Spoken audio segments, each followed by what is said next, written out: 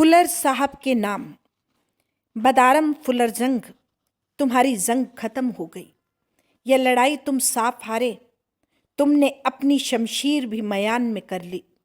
इससे अब तुम्हारे अलकाब में जंग जोड़ने की ज़रूरत नहीं। पर जिस तरह तुम्हारी नवाबी छिन जाने पर हिंदुस्तानी सरकार तुम्हें बंबई से विलायत जहाज पर तुम्हारे मामूली नवाबी ठाठ से चढ़ा देना चाहती है, उसी तरह मैंने भी मुनासिब समझा कि उस वक्त तुम्हारा अलकाव भी बदस्तूर रहे। इसमें हर्ज ही क्या है। सचमुच तुम्हारी हुकूमत का अंजाम बड़ा दर्दनाक हुआ, जिसे तुमने खुद दर्दनाक बताया है। मुझे उसके लिए ताज्जुब नहीं, क्योंकि वह अटल था, पर अफसोस है कि इतना जल्द हुआ। मैं जानता था ऐसा होगा, उसका इशारा मेरे पहले खत में मौजूद है। पर यह ख्याल न करना कि 10 ही महीने में तुम्हारी नकली नवाबी तय हो जाएगी। वल्लाह, भानुमती के तमाशे को भी मात किया। अभी गुठली थी, ज़रा सा पानी छिड़क कर 2 छटांक मट्टी में दबा देने पर फूट निकली। 2 पत्ते निकल आए, 4 हुए, बहुत हुए, पेड़ हुआ, फल लगे। थोड़ी देर में वही गुठली और वही टीन का लोटा मियाँ मदारी के हाथ में रह गया।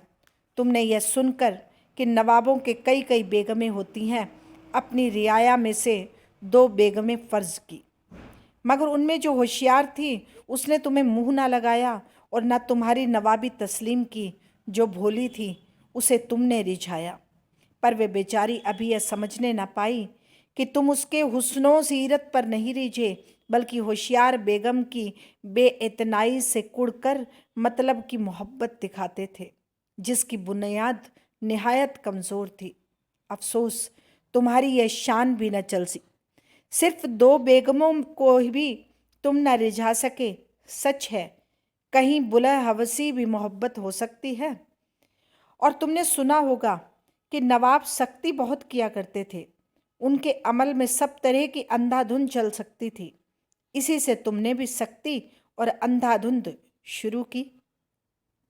अपनी ज़बरदस्ती से तुमने उस जोश को रोकना चाहा जो अपने मुल्क की बनी चीज़ों को फैलाने और गैर मुल्क की चीज़ों को रोकने के लिए बंगाल में बड़ी तेज़ी से फैल रहा था। तुम्हें इस बात का ख्याल तुमने नहीं किया कि जोश तुम्हारे अफसरे आला की सख्ती से पैदा हुआ है, और वह सख्ती और ज़बरदस्ती से कैसे दब सकता है। शायद तुमने समझा कि वह पूरी सख्ती से दबाया नहीं गया, इसी से फैलाया। तुम्हारी सख्ती उसे दबा देगी।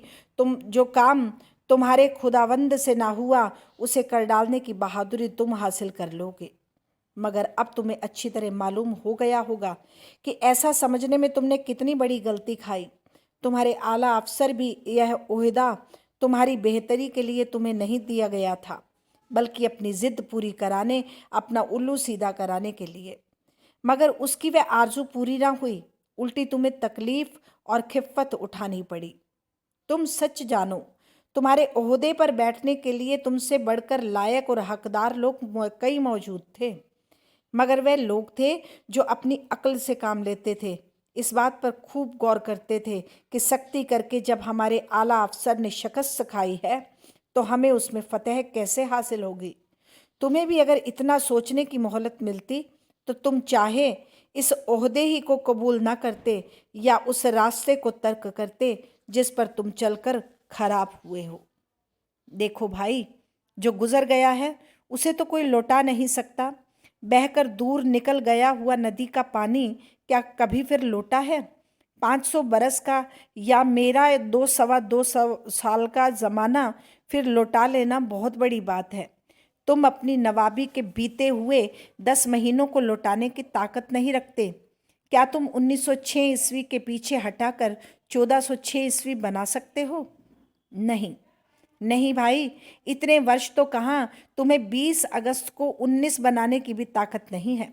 ज़रा 500 साल पहले की अपने मुल्क की तारीख पर निगाह डालो। उस वक्त तुम्हारी कौम क्या थी? अगर तुम किसी तरह उस ज़माने तक पहुँच जाओ तो अपनी शक्ल पहचान न सको। दुनिया तारीख दिखाई देने लगी। तुम खौफ से आंखें बंद कर लो। दुनिया में तुम्हें अपना कोई मातहत मुल्क नज़र न आवे, बल्कि अपने ही मुल्क में तुम्हें अपने को बेगाना समझना पड़े। हिंद मेरा ज़माना लाने के लिए तुमने रेल तार तोड़ने, दुखानी जहाज गारत करने, डाक उठवा देने, गैस बिजली वगैरह को जेहन में मरसीद कर देने की ज़रूरत है। नहरें पटवा देने और सड़कें उठवा देने की ज़रूरत है। साथ ही तालीम को नेस्तनो नाबूद कर देने की ज़रूरत है। तुम सबको छोड़कर एक तालीम को मिटाने की तरफ झुके थे। यह हिदायत तुम्हें तुम्हारे मालिक मुर्शिद लॉर्ड कर्जन की तरफ से हुई थी, पर अंजाम और ही हुआ। तालीम गारत ना हुई बल्कि तरक्की पा गई। बंगाली अपनी कौमी दारुल उलूम बनाते हैं, गारत हुई पहले तुम्हारी नेकनामी और फिर पीछे नौकरी। रियाया और मदरसे से के तुलबा से लड़ते लड़ते तुमने नवाबी खत्म की, लोगों को आम जल से करने, कौमी नारे मारने से रोका, लड़कों को अपनी मुल्क माल की तरफ मुतवज्जह देखकर तुमने उनको जेल में भिजवाया, स्कूल से निकलवाया और पिटवाया। तुम्हारे इलाके बरिसाल में तुम्हारे मातहतों ने इस मुल्क की रियाया के सबसे आला इज्जतदार और तालीम याफ्ता बेइज्जत करने की निहायत खरीफ हरकत की। तुमने अपने मातहतों का इसमें साथ दिया। नतीजा यह हुआ कि हाईकोर्ट से तुम्हारे कामों की मलामत हुई। तुमने बड़ी शेखी से कहा था कि हाईकोर्ट मेरा कुछ नहीं कर सकती, पार्लियामेंट मेरे हुक्म को नहीं रोक सकती, मगर दोनों बातें गलत साबित हुई। हाईकोर्ट से तो तुमने मलामत सुनी, पार्लियामेंट से भी वह सुनी कि सारी नवाबी भूल गए। तुम्हारी होशियारी और लियाकत का इसी से पता लगता है कि तुम्हारे अफसर का हुक्म पहुंचने से पहले तुम्हारे सूबे में एक बंदे खुदा को बेवक्त फांसी हो गई। तुम्हारी इन हरकतों पर यहाँ जन्नत में खूब खूब चर्चे होते हैं। पुराने बादशाह और नवाब कहते हैं कि भाई ये फरंगी खूब है। एशियाई लोगों के ऐब तलाश करने ही को ये अपनी बहादुरी समझते हैं, दिखाने को उन ऐबों से नफरत करते हैं, पर हकीकत देखिए कि उनको चुन चुन कर काम में लाते हैं, मगर हुनरों से चश्मपोशी करते हैं। तुम लोग हमारे ज़माने के ऐबों को काम में लाने के लिए नहीं हिचकते, मगर उस ज़माने के हुनरों की नकल करने की तरफ ख्याल नहीं दौड़ाते, क्योंकि वह टेढ़ी खीर है। कहाँ 8 मन के चावल और कहाँ हथियार बांधने की आज़ादी। 8 मन के चावलों की जगह तुम खुश्क साली और कह छोड़कर जाते हो। हथियारों की आज़ादी की जगह 10 आदमियों का मिलकर निकलना, मजलिसें करना और वंदे मातरम कहना बंद किए जाते हो।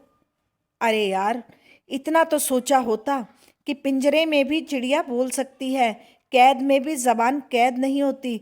तुमने गजब किया, लोगों का मुंह तक सी दिया था। और पहले अहले जन्नत ने एक बात पर गौर किया कि वह यह है कि किस भरोसे पर तुमने अपने सूबे के लोगों को मेरे ज़माने में फेंक देने की ज़रूरत करते थे। इसकी वजह सुनिए, तुम खूब जानते थे तुम्हारी 150 साल की हुकूमत ने तुम्हारे सूबे के लोगों को कुछ भी आगे नहीं बढ़ाया। वे करीब करीब 200 साल पहले के ज़माने में ही हैं। तुम उनको बढ़ाते तो आज वे तुमसे किसी बात पर सिवा चमड़े के रंग के कम ना होते, पर तुमने उन्हें वही रखा, बल्कि उनकी कुछ पुरानी खूबियाँ छीन ली और पुराने पुराने हक जब्त कर लिए। कुछ तालीम, कुछ नौकरियां उन्हीं की छीन कर तुम उन्हें औरंगजेब के ज़माने में फेंकना चाहते थे, वरना और दिया ही क्या था जो छीनते और बढ़ाया ही क्या था जो घटाते। अपने 10 महीनों की नवाबी में तुम खुद तंग आ गए थे। इसी से कयास कर लो कि गरीब रैयत को कैसी तकलीफ हुई होगी। सब तुम्हारे जाने से खुश हैं, ताहम खुशकिस्मती से हमारी मरहूम कौम रोने को तैयार है। उसे तुम प्यारी बेगम कहकर बेवा बना चले हो। वह तुम फिराक से टिस्वे बहाती है, तुम्हें घर तक पहुंचा देने में वह टिस्वे तुम्हारी मदद करेंगे। भाई, हमारी कौम की सल्तनत गई, हुकूमत गई, शानो शौकत गई, पर जिहालत और गुलामी की आदत न गई। वह मर्द नहीं बनना चाहती, बल्कि रांड रहकर सदा एक खाविंद तलाश करती रहती है। देखें तुम्हारे बाद क्या करती है। तूल फजूल है, तुम चले अब कहने से ही क्या है, पर जो तुम्हारे जानशीन होते हैं वह सुन रखें। जमाने के बहते दरिया को लाठी मार के कोई नहीं रोक सकता, दूसरे को तंग करके कोई खुश नहीं रह सकता। अपने मुल्क को जाओ और खुदा तौफीक दे दो। हिंदुस्तान के लोगों को कभी कभी दुआएं खैर से याद करना। वसलाम। शाइस्ता खा, अज जन्नत। भारत मित्र, 18 अगस्त 1906 ईस्वी। फुलर साहब के नाम।